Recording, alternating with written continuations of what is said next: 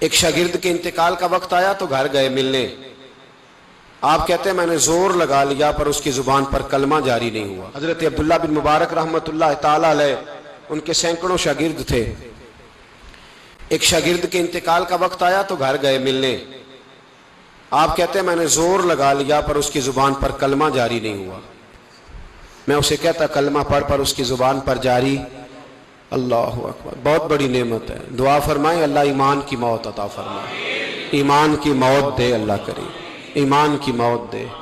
تو حضرت عبداللہ بن مبارک کہتے ہیں میں نے اس کو کہا کلمہ پڑھ تو اس کی زبان پہ جاری نہیں ہوتا. میں بار بار کہتا تو وہ منت کرتا، کہتا حضور میں کوشش کرتا ہوں جاری نہیں ہوتا. فرماتے میں پریشان ہو کے اٹھا، ابھی میں دروازے پہ پہنچا تھا اس نے چیخ ماری اور روح پرواز کر گئی.